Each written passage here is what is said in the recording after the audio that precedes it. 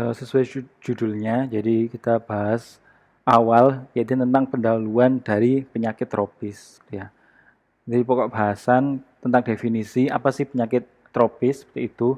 Kemudian ada segitiga epidemiologi, metode penularan penyakit, pencegahan dan penanggulangan penyakit menular. Masuk ke definisi. Jadi ilmu penyakit tropis merupakan ilmu yang menyerang di daerah tropis dan kadang subtropis. Pada negara berkembang, wilayah panas dengan kondisi lembab dan higienitas kurang, termasuk di Indonesia yang dimasuk negara berkembang. Wilayahnya juga panas, cuma ada dua musim ya, musim panas sama musim hujan, sehingga kondisinya juga lembab, habis panas hujan kan menyebabkan lembab gitu ya. Banyak sekali penyakit yang ada di situ ya, dan higienitas kurang. Biasanya korelasi antara negara berkembang dengan higienitas kurang itu sama gitu ya, sangat berkorelasi. Untuk penyakit tropis itu terbagi menjadi dua, penyakit menular dan penyakit tidak menular. Bisa juga dibagi menjadi penyakit infeksi dan non-infeksi. Jadi penyakit menular itu ya penyakit yang disebabkan oleh mikroorganisme termasuk bakteri, virus, jamur, ya termasuk penyakit menular. Kalau penyakit tidak menular itu lebih ke penyakit metabolomik ya, seperti diabetes, hipertensi, kolesterol dan sebagainya gitu ya. Itu juga bisa dikatakan penyakit menular itu sama dengan penyakit infeksi ya. Dan penyakit tidak menular itu penyakit non-infeksi ya. Tapi yang dibahas di sini kita membahasnya tentang penyakit menular dan penyakit infeksi, di mana ini kan tidak mengenal golongan, artinya golongan menengah atas, bawah, tengah, itu tuh ketika diinfeksi oleh suatu mikroorganisme tidak mengenal golongan ya. Kalau penyakit tidak menular atau non-infeksi seperti penyakit hipertensi, diabetes itu kan lebih banyak menyerang ke ekonomi atas gitu ya, golongan ekonominya atas gitu ya, banyak makan makanan yang mengandung junk food itu yang lebih banyak terserang di situ. Tapi kalau yang penyakit infeksi atau penyakit yang menular ini dia tidak mengenal level golongan di masyarakat. Masuk ke segitiga epidemiologi. Jadi seseorang dikatakan sehat atau sakit itu dipengaruhi oleh tiga segitiga ini, agen penyebab penyakit, penjamu, lingkungan. Jadi seorang dikatakan sehat itu ketika seimbang antara agen penyebab penyakit, penjamu, sama lingkungan. Seseorang dikatakan sakit itu jika dipengaruhi oleh tiga komponen ini. Jadi jika agen penyebab penyakitnya tinggi, itu ya, jadi dia bisa menyebabkan sakit pada penjamu. Lingkungannya kurang higienitas, itu juga dapat menyebabkan sakit pada penjamu. Higienitasnya kurang di lingkungan, ini menyebabkan agen penyebab penyakitnya tambah banyak, menyerang penjamu, menyebabkan seorang sakit. Jadi seperti itu. Termasuk ke faktor-faktor, jadi faktor-faktor yang mempengaruhi seseorang menderita penyakit tropis itu dibagi menjadi dua, fisik dan non-fisik. Yang pertama lingkungannya. Fisik itu keadaan geografis, kelembapan, udara, temperatur, lingkungan, tempat tinggal itu fisik. Kalau non-fisik itu tidak berubah langsung ke manusianya. Contohnya di sosial, budaya, ekonomi, politik. Ya, kita bahas satu-satu. Yang pertama di lingkungan fisik berupa keadaan geografis. Contohnya ini Aedes aegypti itu tidak menyukai ketinggian lebih dari 1000 meter. Kemudian kadar oksigen berpengaruh terhadap daya tahan tubuh juga, ya. Dataran tinggi berpengaruh terhadap temperatur. Lingkungan persawahan, penularan penyakit oleh cacing, parasit, dan nyamuk. Gitu ya. Jadi karena geografi ini berpengaruh secara langsung terhadap agen penyebab penyakitnya. Gitu ya. Lingkungan fisik yang kedua yaitu kelembapan udara. Faktor penularan penyakit menyukai tempat lembab ya. Bakteri, virus, jamur itu sangat suka ke tempat-tempat lembab gitu ya. Aedes aegypti berkembang biak di tempat terlindung sinar matahari. Jadi kebanyakan mikroorganisme itu kalau kena matahari itu dia mati ya. Karena sinar matahari itu kan ada UV-nya, makanya suka yang tempat-tempat lembab gitu. Lingkungan fisik yang ketiga ini berupa temperatur, berhubungan dengan cuaca dan letak negara. Indonesia dengan temperatur rendah lebih disukai vektor dan agen penyebab penyakit. Ya. Suhu 80-90 derajat Celcius bakteri akan mati kecuali yang berspora.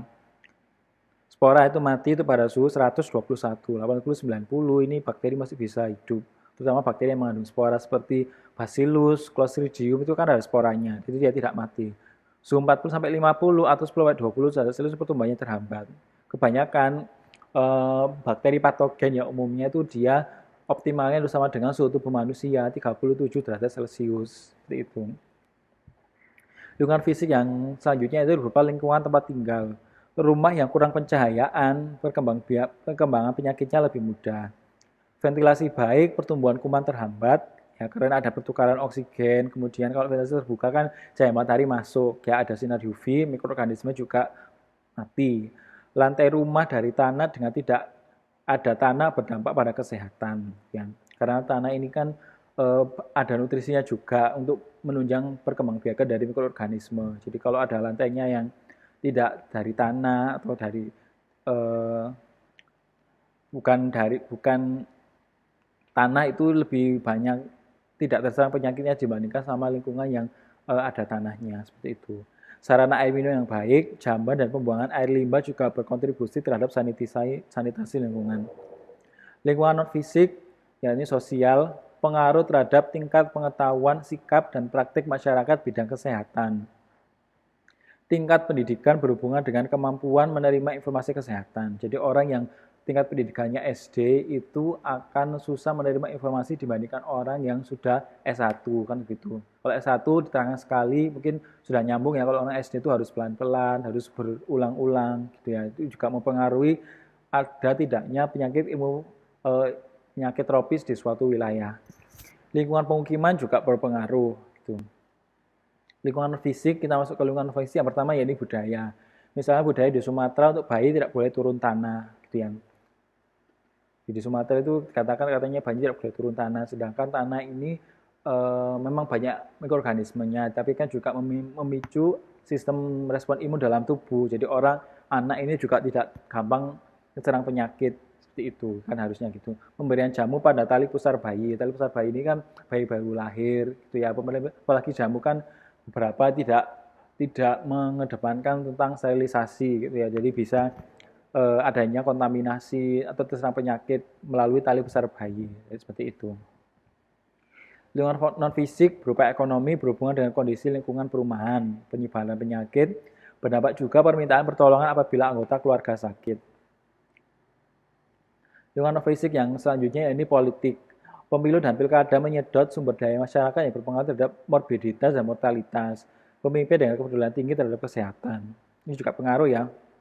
Pemilu dan pilkada itu kan menyedot sumber daya ekonomi ya, keuangan yang banyak gitu ya. Otomatis pos untuk kesehatan kan berkurang. Misalnya untuk produksi vaksin, untuk BPJS dan sebagainya itu juga berkurang juga.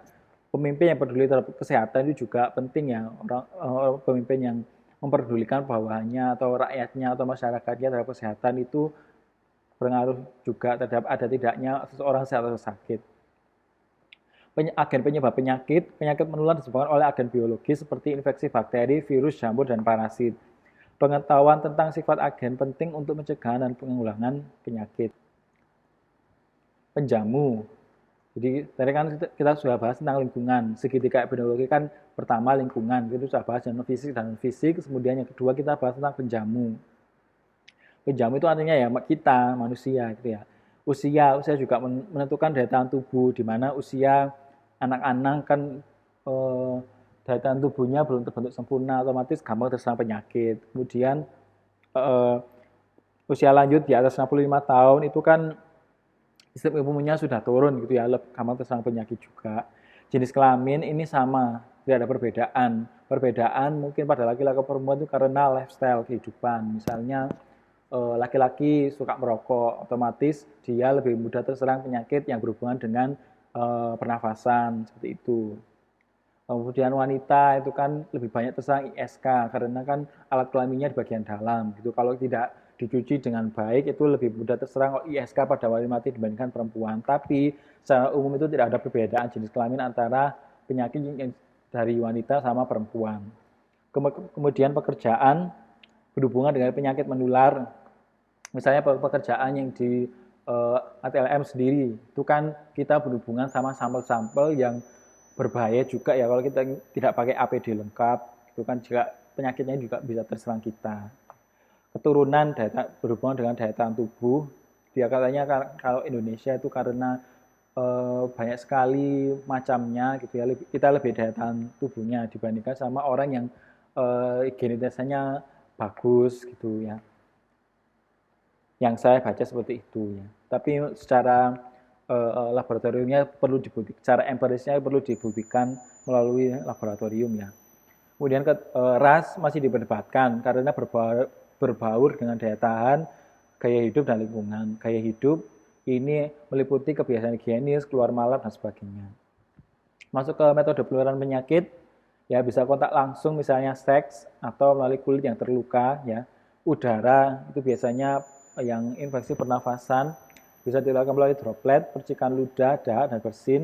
Kemudian makanan dan minuman ini biasanya penyakitnya diare, keracunan, makanan, kemudian vektor nyamuk, pinjal, anjing dan kucing. Pencegahan dan penanggulangan memutus rantai penularan, menghentikan kontak agen penyebab penyakit, perilaku tentang kesehatan. Ya.